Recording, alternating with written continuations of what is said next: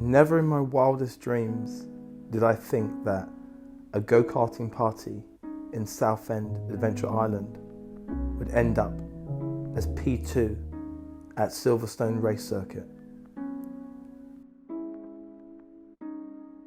This is the story of my son Brandon Abraham and how he became a racing driver. This is the road to Silverstone.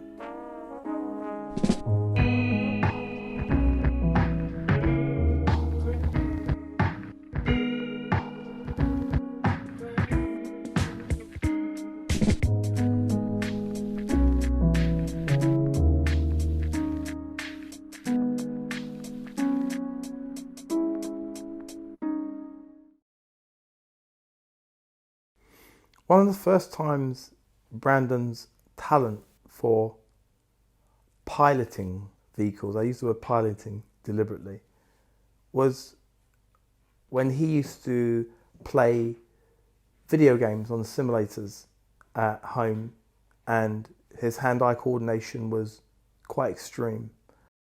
So at the age of 4 years old is when I first thought racing was for me. So I used to play loads of racing games all the time, and yeah, just for fun at the time. But yeah, I really enjoyed it, and it just felt natural to me. And then there was a time, because he was so interested in cars, I took him to the XL car show, and while there, he was on the Ferrari simulator, and the actual Ferrari simulator, it was almost too big for him with the way they'd set him up in there. He was 8 years old. And I remember the gentleman called me over and he said to me, "Is that your son?" And I thought, oh, what's he done now?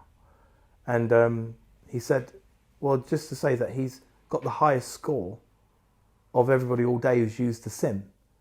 And, that switched the light on in my head.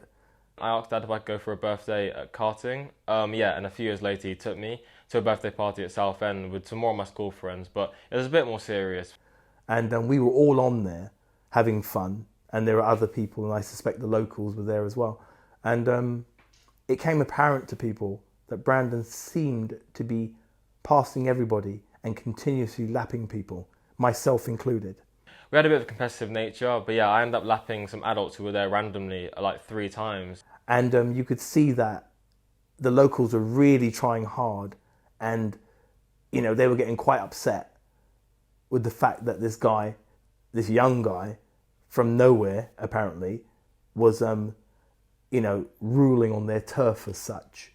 And then in my mind it kind of left a mark in my mind, and I said to myself, as soon as I get back to London, I'm going to find a place where he can do go-karting, as something that he could just get into. I didn't really at that time think to myself, right, he's going to be a racing driver. But I thought it was definitely something he was interested in.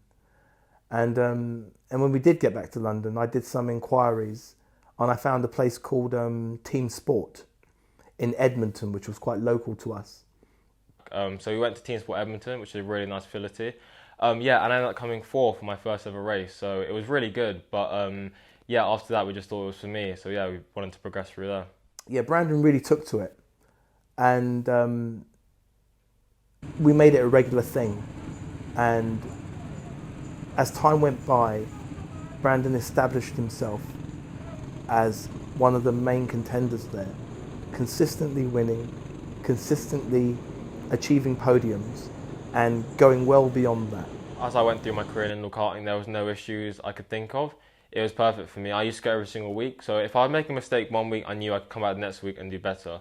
Not only was he beating, the normal people who came there, he was also competing and beating the staff as well. And, he was laying down new markers, and he was setting lap records, and he was the one to beat. One thing comes to mind is that there's something called Chase the Ace, which Team Sport ran as an event. And what it meant was that if you won the event, the next time you were invited to the event, and you did not have to, you didn't have to pay. You were like you know, you were the ace, and then everyone had to beat you. So it was almost like last man standing. But the only thing with that, because Brandon was so good, Brandon kept winning Chase the Ace. And for about 3 months, Brandon kept coming back as the ace.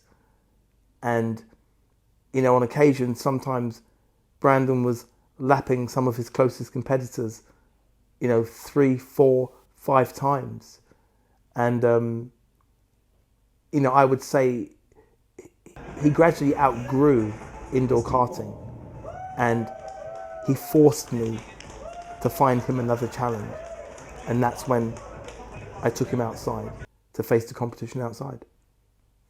So at about 10 years old, in the middle of my team sport karting career, I met someone called Shane White and his dad Anthony, who was actually was my teammate for a few years in the future during my karting career. But yeah, they introduced us to competitive karting. They told us all about it as they started doing it first. And yeah, we were in team sport for a bit while they were still doing that, but then eventually we led on to what they were saying and we got into it. And we got introduced to the team that they were racing with. It was called Intrepid. And Brandon joined the team, and again, he took to it really well, and he was very impressive. And his lap times, they got better and better.